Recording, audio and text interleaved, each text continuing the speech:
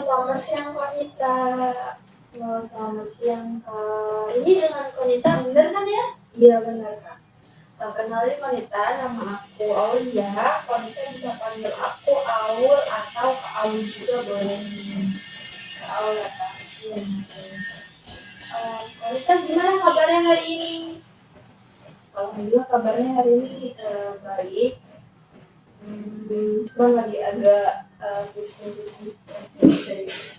Oke, kabarnya lagi baik tapi pusing sedikit gitu ya. Konita sebelumnya udah pernah mau konsultasi belum sih?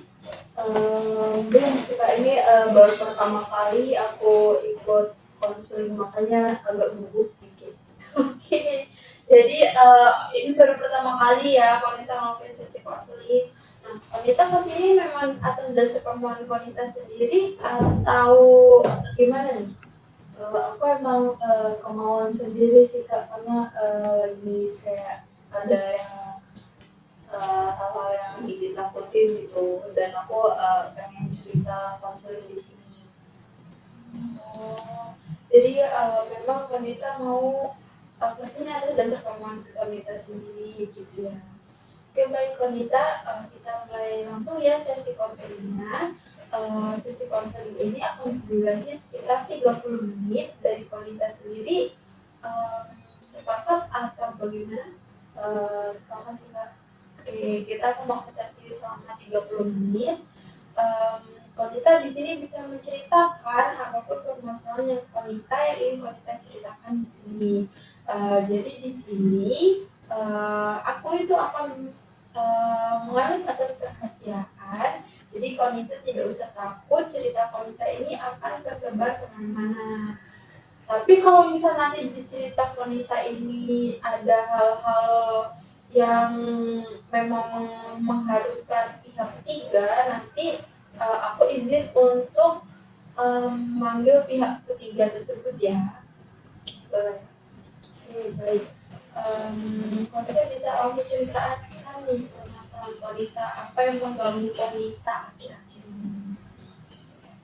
Saya kan sekarang ini udah semester 4 ya Kak, terus tugas-tugasnya itu udah mulai banyak. Nah jadi saya ini ngerasa sekarang itu saya sering menunda tugas karena saya ngerasa tugas-tugas saya sekarang di semester 4 itu udah mulai cukup berat gitu, kayak ada tugas-tugas video, terus buat artikel atau proposal gitu. Nah itu kan menurut saya kayak berat, susah banget gitu ya kan. Nah akhirnya saya nunda-nunda tugas sampai itu mepet banget gitu, kayak misal hamil 1 jam atau 2 jam tuh baru saya kumpulin gitu, karena saya ngerasa berat aja gitu sama tugas di sini. Saya ngerasa kayak kurang sanggup. Oke, Konita semester 4 nih ya kuliahnya. Iya. Ambil jurusan apa Konita? Saya ngambil jurusan BK Kak. Oke, jadi Konita lagi semester 4 di jurusan BK, terus Konita ini merasa kalau tugas-tugas di semester 4 ini membuat Konita itu kayak burn out gitu ya, karena susah gitu tugas-tugasnya. Iya Kak, burn out juga karena apa ya, tugas-tugasnya kan berat gitu, jadi kayak setelah saya ngerjain satu tugas saya burn out lama gitu, burn outnya Kak, bisa sampai 4 harian gitu. Oh cukup lama ya Konita, burn outnya sekitar 4 harian ya. Terakhir Konita menunda tugas ini kapan? Kalau Konita ini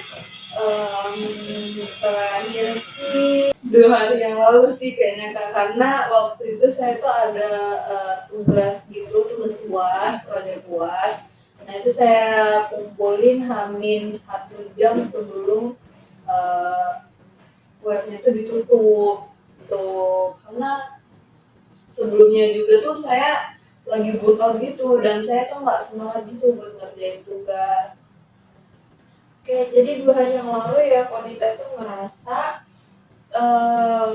Konita nggak sanggup nih untuk ngerjain tugas itu. Akhirnya tugas yang harusnya dikerjain itu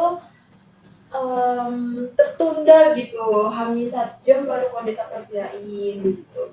Oke baik, setelah tadi aku mendengar permasalahan dari Konita, di sini aku akan mencoba untuk menggunakan pendekatan dari CBT ya wanita. Jadi CBT itu kepanjangannya itu Cognitive Behavioral Therapy.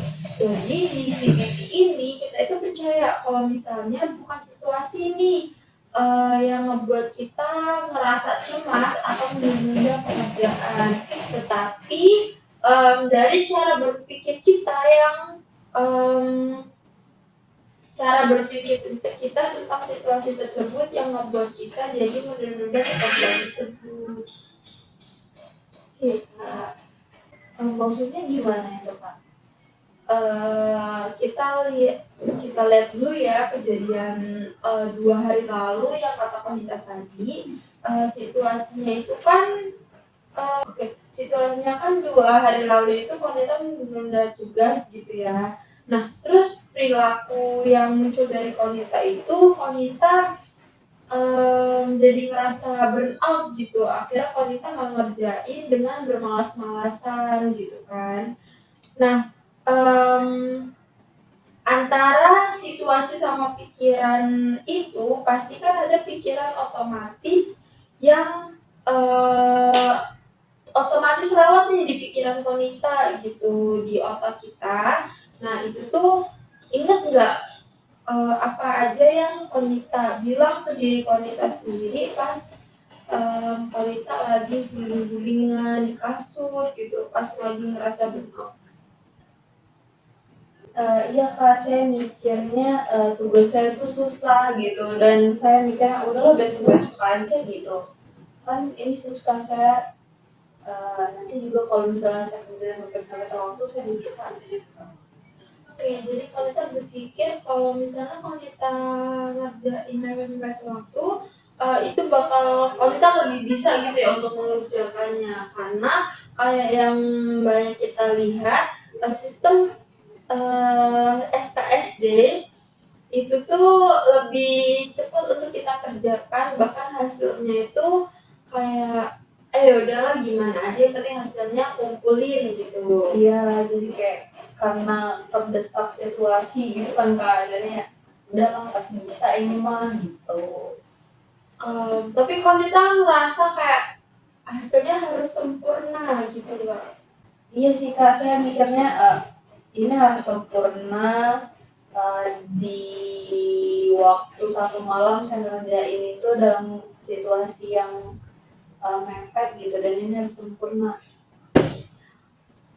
Oke baik, dengan Konita melakukan sistem kebut semalam ini, Konita tetap berpikiran kalau hasilnya harus sempurna, hasilnya harus bagus. Apa yang Konita kerjain pokoknya harus bagus gitu ya. Nah, kata-kata harus bagus, harus sempurna ini yang membuat emosi Konita itu jadi cemas dan Konita itu merasa takut untuk gagal. Nah, karena cemasnya ini besar, jadi otak Konita ini bakal nyari jalan terus untuk menyelamatkan diri Konita dari rasa cemas tersebut. Nah, caranya itu bisa untuk Konita tidak leha-leha gitu ya, kayak berpikir kalau misalnya kalau aku sistemnya SKS itu nggak akan mendapatkan nilai yang bagus, nggak akan sempurna hasilnya gitu. Iya sih Kak, karena ngerjainnya juga mepet, harusnya jangan berharap buat dapet nilai yang sempurna gitu. Nah iya bener banget Konita, karena kalau kita ngerjainnya mepet-mepet kan ya hasilnya apa adanya, apalagi kalau mepet 1 jam malah ya, itu tuh bakal lebih mepet banget dan kita jadi kayak takut, gugup, cemas, apalagi kalau kita mau hasilnya itu yang bagus gitu. Jadi ya berarti Jadi kalau seperti itu kita jangan berekspektasi tinggi gitu ya. Iya, benar. Nah, tadi kan wanita bilang kalau wanita itu burnout itu jadi malas-malasan gitu ya. Nah, malas-malasan wanita itu bukan karena wanita itu malas untuk mengerjakan tugas, tapi burnout wanita itu karena wanita merasa takut dan cemas. Iya sih Kak, karena aku juga ngerasanya tugas ini susah, padahal sebenarnya pas udah dikerjain ya nggak susah itu, biasa aja gitu. Nah, bener banget wanita. Jadi rasa malas wanita itu bukan karena wanita itu malas secara fisik, tapi memang wanita itu emosional wanita yang ngebuat wanita itu jadi takut, gugup gitu. Iya benar Kak. Jadi saya ngerasa juga karena itu sih. Baik, wanita ada yang ingin diceritakan lagi? Ada yang ingin ditambahkan? Ada yang ingin wanita sampaikan lagi? Udah sih Kak, kebetulan aku udah cukup terbantu dan lega. Oke, baik. Terus perasaan wanita gimana nih setelah melakukan konseling ini? Apalagi ini baru pertama wanita melakukan konseling. Perasaan aku ya cukup lega sih Kak, aku jadi bisa menemukan solusi gitu, kenapa aku cemas gitu. Bukan solusi sih, penyebab ya, penyebabnya cemas gitu, dan aku mungkin bisa cari solusi sendiri gimana aku cara ngatasinnya itu. Cukup lega sih Kak. Baik, nanti wanita coba ya di rumah untuk tidak menunda-nunda pekerjaan rumah wanita. Kalau misalnya wanita merasa wanita itu lagi malas, coba alihkan pikiran wanita, kayak mungkin dengan makan sesuatu yang manis itu kan bisa mengalihkan pikiran kita gitu ya. Mungkin bisa wanita coba dari hal-hal kecil terlebih dahulu. Iya Kak. Cukup wanita atau ada yang ingin wanita sampaikan lagi? Udah sih Kak, cukup gitu aja. Oke, baik. Kalau cukup, sisa waktu kosong kita sekitar 3 menit lagi. Sudah cukup wanita benar? Iya Kak, cukup. Oke, baik. Kita cukupkan sesi kosong kita sampai di sini. Nanti ke depannya kalau wanita merasa wanita menunda-nunda tugas lagi, kita akan melakukan sesi konseling lagi gitu ya. Oke, baik. Terima kasih wanita sudah hadir di sesi konseling ini. Ya, terima kasih ya Kak, sudah membantu juga.